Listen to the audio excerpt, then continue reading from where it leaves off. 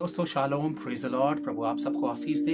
एक बहुत ही महत्वपूर्ण बात जो बाइबल का सबसे महत्वपूर्ण आधार है और आज के समय में हमारी, मैं ही कहूंगा कि जैसे जैसे हमारी सांसें हैं, हमारी धड़कन है, तो आत्मिक जीवन की एक सबसे बड़ी धड़कन है दोस्तों, जिस विषय को मैं आप लोगों के सामने आज के दिन रख रहा हूं, वह है विश्वास।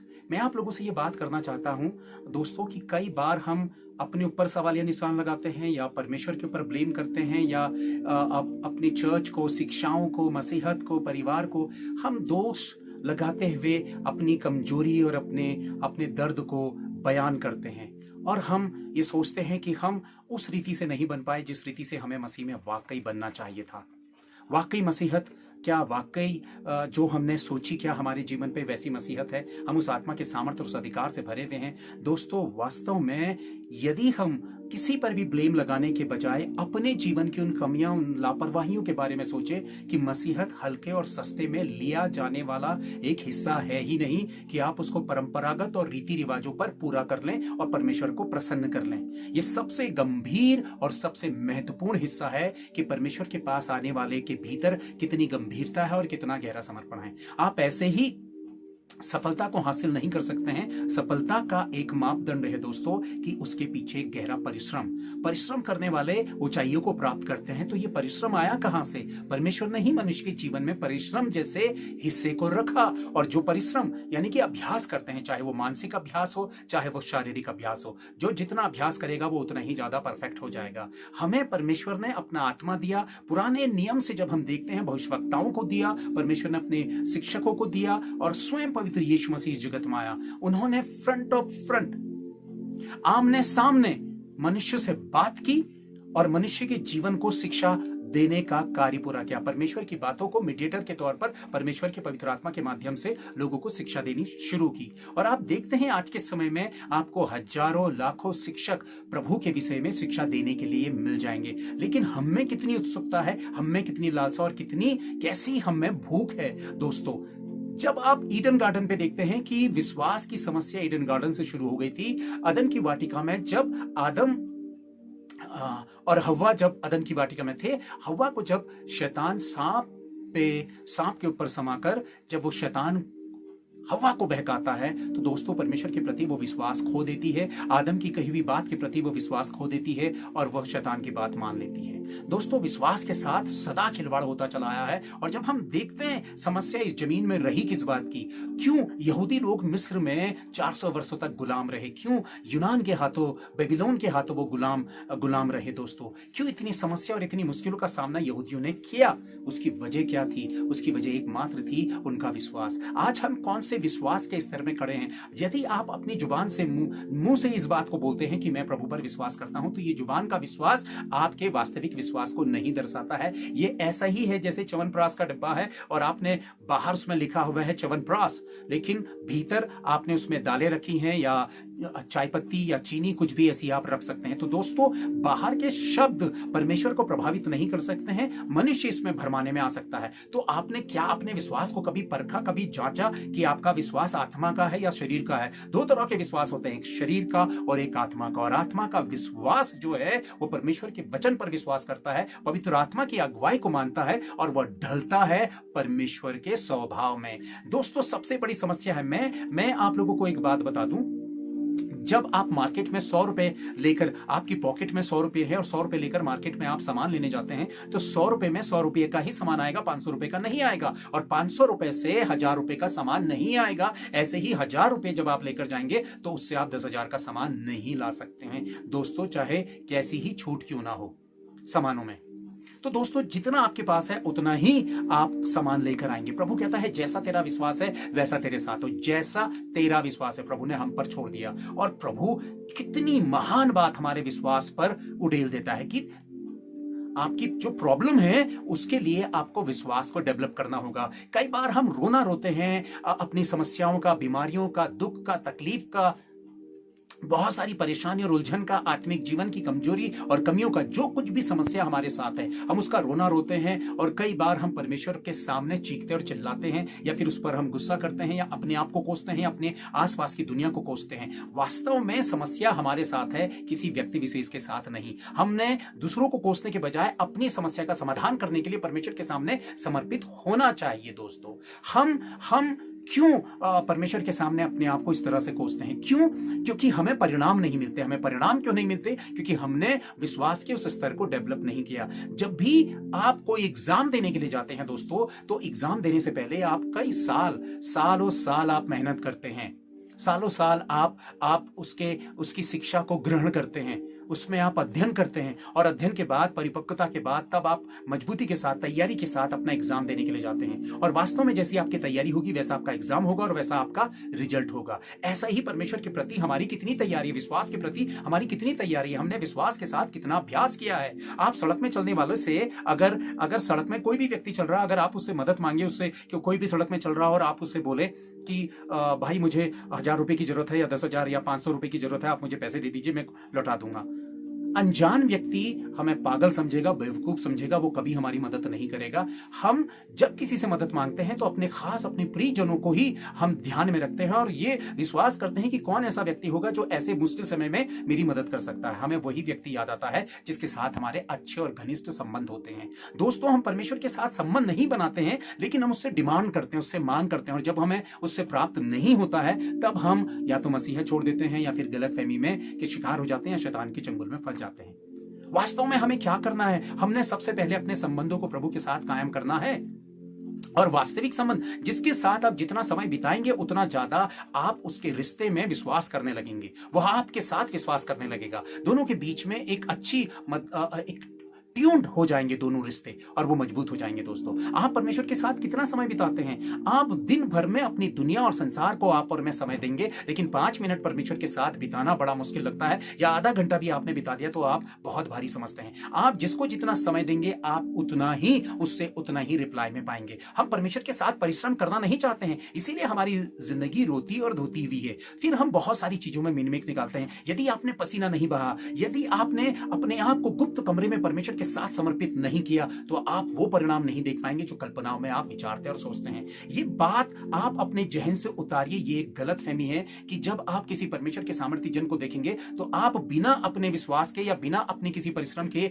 आप किसी की प्रार्थनाओं से अपने परिणाम पालेंगे। कुछ % तक परिणाम मिल सकता है, लेकिन परिपूर्णता के साथ नहीं, फुलफिलनेस नहीं मिल सकती है। फुलफिलनेस परमेश्वर के द्वारा ही है। वचन क्या कहता है? इब्रानियों अध्याय 11 वचन 6। आप वचन देखिए, फिर मैं बात करता हूं। दोस्तों, वचन के प्रति वास्तव में हमें कितनी गंभीरता है और हम कितना गंभीरता से वचन को लेते हैं। इब्रानियों अध्याय 11 वचन 6 बहुत ही महत्वपूर्ण बात है दोस्तों, इसको समझिए। और विश्वास बिना उसे प्रसन्न करना अनहोना है, कौमा लगा है। विश्वास बिना उसे प्रसन्न करना अनहोना है। आप मेरी बात समझ रहे हैं? बिना विश्वास के परमेश्वर को प्रसन्न नहीं किया जा सकता है। आप जब परमेश्वर को प्रसन्न ही नहीं कर पा रहे हैं, परमेश्वर आपकी ओर को ध्यान कब लगाएगा? परमेश्वर आपकी ओर को कब देखेगा? जब आप परमेश्वर को प्रसन्न करेंगे। और आप परमेश्वर को तभी प्रसन्न करेंगे जब आप उस पर विश्वास करेंगे। यदि आपने जुबानी तौर पर कह दिया, हाँ प्रभु मैं आप पर विश्वास करता हूं, यह विश्वास की कोई जड़ नहीं है, कोई बुनियाद नहीं है। जैसे मैंने आपको बताया, च्यवनप्राश के डिब्बे के भीतर च्यवनप्राश ही होना चाहिए, जो बाहर लिखा है वो भीतर होना चाहिए। जुबान से यदि विश्वास कहा तो विश्वास की वजह होनी चाहिए। विश्वास की वजह है परमेश्वर का वचन। परमेश्वर का वचन। मैं किस तरह से अपने विश्वास की प्रार्थना को दोहराता हूं। जब आपका विश्वास कैसे मजबूत हो, आपका विश्वास कैसे बढ़े। एक व्यक्ति, जब आपने देखा कि वो चेलों से अपने जो उसके बेटे को मिर्गी आती है और वो कभी आग में गिरता, कभी कहीं गिरता है, और वह यीशु मसीह के चेले उसको नहीं निकाल सकते हैं। वो व्यक्ति यीशु मसीह के पास आता है और उससे विनती करता है, और वह व्यक्ति एक बहुत ही महत्वपूर्ण लाइन कहता है, यदि हो सके तो। प्रभु ने कहा कि यदि हो सके तो क्या मतलब? विश्वास करने वाले के लिए सब कुछ संभव है। विश्वास करने वाले के लिए सब कुछ संभव है। यीशु मसीह ने विश्वास पर जोर दिया, और उस व्यक्ति ने अपनी गलती को रियलाइज करते हुए इस बात को कहा, हे पिता, मेरे अविश्वास को क्षमा कर और मेरे अविश्वास को दूर कर, मेरे विश्वास को बढ़ा। मेरे अविश्वास का उपाय कर और मेरे विश्वास को बढ़ा। दोस्तों, अविश्वास का उपाय केवल यीशु मसीह के पास है, और हम अविश्वास के घेरे में ही गड़बड़ी पे रहते हैं। दोस्तों, वास्तव में प्रभु ने कहा कि मसीह के पास आने वाले को विश्वास करना चाहिए कि वह है और अपने खोजने वालों को प्रतिफल देता है। इस वचन पे आगे हम देखते हैं। लेकिन महत्वपूर्ण बात वो क्या कहता है, बिना विश्वास के परमेश्वर को प्रसन्न करना अनहोना है। आप परमेश्वर को कैसे प्रसन्न करेंगे? बहुत बड़ा दान देकर, रेगुलर चर्च जाकर, या आप लोगों की मदद करके। ये बहुत सारे काम दुनिया में बाकी लोग भी करते हैं, लेकिन परमेश्वर को प्रसन्न करने की एक वजह है, वो है विश्वास। आप परमेश्वर पर कितना विश्वास करते हैं? अब विश्वास का मतलब मैं बताऊं कि मैं कैसे विश्वास की प्रार्थना को करता हूं और दोहराता हूं। मैं प्रभु से क्या बोलता हूं, मैं आप लोगों को बताना चाहता हूं। हे पवित्र यीशु, मैं विश्वास करता हूं कि आप इस जमीन पर उद्धार के लिए आए। मैं विश्वास करता हूं कि आप कलवरी क्रूस पे चढ़े। मैं विश्वास करता हूं कि आपने मेरे लिए कोड़े खाए। मैं विश्वास करता हूं कि आपने मेरे लिए लहू बहाया। मैं विश्वास करता हूं कि आपने मेरे पापों को ले लिया। मैं विश्वास करता हूं कि आपने मेरा उद्धार किया। मैं विश्वास करता हूं कि आपने मेरे रोगों को और बीमारियों को ले लिया। मैं विश्वास करता हूं कि आपने मेरी प्रार्थना को सुना। मैं विश्वास करता हूं कि आपने मुझे अपनी संतान बना लिया है। मैं विश्वास करता हूं कि आपने मेरी भविष्य की योजनाओं को बेहतर बनाया है। मैं विश्वास करता हूं कि जिन समस्याओं से मैं घिरा हुआ हूं उसके पर मैं जयवंत होऊंगा। पवित्र यीशु मसीह, आपके वचनों को मैं दोहराता हूं, मैं आपकी बातों को दोहराता हूं। बिना विश्वास के उसे प्रसन्न करना अनहोना है। पवित्र यीशु मसीह, मैं आप पर विश्वास करता हूं। आप पिता के दाहिनी ओर जा बैठे। मैं पवित्र आत्मा पर विश्वास करता हूं। मैं स्वर्गदूतों पर विश्वास करता हूं। मैं पवित्र आत्मा के सामर्थ पर विश्वास करता हूं। पवित्र यीशु, मैं आपके वचनों पर विश्वास करता हूं। मैं वचनों की एक एक बात पर विश्वास करता हूं। पवित्र यीशु मसीह, मैं वचनों की हर एक बात पर विश्वास करता हूं। मैं विश्वास करता हूं पवित्र यीशु मसीह कि विश्वास करके प्रतीति कर लो, उनके लिए हो जाएगा। पिता आपने कहा, मैं प्रतीति करता हूं मेरे यीशु मसीह। मैं विश्वास की घोषणा करता हूं। मैं अपने आत्मा से विश्वास की घोषणा करता हूं। मैं वचनों को अपने भीतर दोहराता हूं। पिता, एक एक वचन सच्चा है और मैं एक एक वचन पर विश्वास करता हूं और विश्वास में मैं मजबूत होता हूं।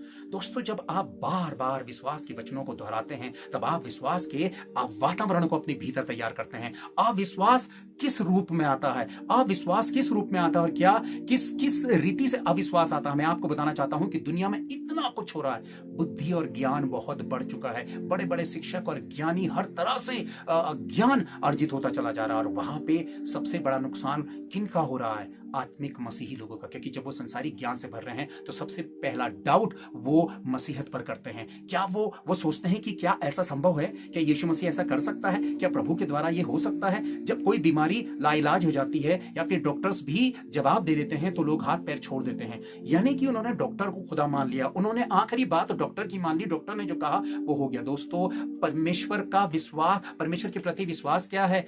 जब मनुष्य की सीमा रेखा से बाहर बात जाती है, जब आपको कई चीजें असंभव लगती है, आपको लगता है रोज अपने हालात, परिस्थितियों और दिन प्रतिदिन हालातों को बिगड़ते हुए देखकर आप सोचते हैं कि ये अब आपके हालात सही नहीं हो सकते हैं, बीमारी दूर नहीं हो सकती, आपका परिजन ठीक नहीं हो सकता, या आपके साथ ये परेशानियां दूर नहीं हो सकती हैं। दोस्तों, मैं आपको बात बताता हूं कि हमने अपने ही विचारों का जैसा परमेश्वर को मान लिया है। हम जैसा विचारते और सोचते हैं और जैसा हम विश्वास करते हैं, हम सोचते हैं कि परमेश्वर वही है। हमने जितनी लिमिट तक परमेश्वर को देखा कि हाँ, परमेश्वर यहां तक कर सकता है, तो हमने परमेश्वर को वहीं पे लिमिटेड कर दिया है। हमने उतनी दायरे में परमेश्वर को बांध दिया है। आप अपना जैसा और मैं अपना जैसा परमेश्वर को सोचते हुए भयानक गलती करते हैं। परमेश्वर आपका मेरा जैसा नहीं है। 4 दिन के लाजर को उसने जिंदा किया, तीसरे दिन वो जी उठा। एक नौजवान व्यक्ति जिसकी लाश को लेकर जा रहे थे, उसने उसे जिंदा किया। यीशु मसीह जिंदा करने वाला परमेश्वर है। बाइबल का इतिहास इस बात को बताता है। आप यदि यीशु मसीह पर विश्वास करते हैं तो उसकी हर एक बात पर विश्वास करेंगे। यदि आप यीशु मसीह की एक एक बात पर विश्वास करते हैं तो ये वास्तविक विश्वास है, यह आधारभूत विश्वास है, इसकी जड़ें हैं। और यदि आपने जुबानी विश्वास किया लेकिन व्यवहारिक रीति से आपने प्रैक्टिकली विश्वास नहीं किया, तो दोस्तों, आपका विश्वास कमजोर और गिरने वाला, लड़खड़ाने वाला है। तो परमेश्वर को परमेश्वर के रूप में देखिए और अपने आप को अपने रूप में देखिए। संसार जिस बात को असंभव कहता है, तभी वो बात परमेश्वर के लिए संभव होती है। तभी हम परमेश्वर की ओर को देखें। यदि मनुष्य के द्वारा वो संभव हो तो हम परमेश्वर की ओर को क्यों देखें? क्योंकि वो तो मनुष्यों के ही द्वारा पूरी हो रही है। और जब मनुष्यों के द्वारा जो चीज पूरी नहीं होती है, वह परमेश्वर के द्वारा पूरी होती है। इसलिए असंभव को संभव करने वाला परमेश्वर है। अपने विश्वास को आखिरी दम तक बना के रखे, बढ़ाकर रखिए। एक वचन और मैं आप लोगों के सामने रखता हूं दोस्तों, एक वचन और आप देखिए, फिर मैं बात करता हूं। वचन ही एक मसीह व्यक्ति के जीवन का सच्चा आधार है। वचन के प्रति इस व्यक्ति को सदा सजग और गंभीर होना है। और इन बातों को आप समझ सकते हैं जो लिखकर जताई गई हैं। हमें परमेश्वर के वचन के प्रति वास्तव में गंभीर होना है। दूसरा कुरिन्थियों अध्याय 13 वचन 5 बहुत महत्वपूर्ण है दोस्तों। अपने आप को परखो कि विश्वास में हो कि नहीं। अपने आप को जांचो, क्या तुम अपने विषय में यह नहीं जानते कि यीशु मसीह तुम में है, नहीं तो तुम निकम्मे निकले हो। विश्वास में यदि नहीं है तो हम निकम्मे। निकम्मे का मतलब क्या होता है? किसी काम का नहीं है। जब आत्मिक रीति से हम पर विश्वास काम कर रहा है, तब हम परमेश्वर के राज्य के लिए हैं, तब हम उसके काम के लिए हैं, उसके राज्य के विस्तार के लिए हैं। परमेश्वर के साथ हमारा वार्तालाप, परमेश्वर के साथ हमारी संगति, परमेश्वर के साथ हमारा मजबूत होना, हमारा बढ़ना।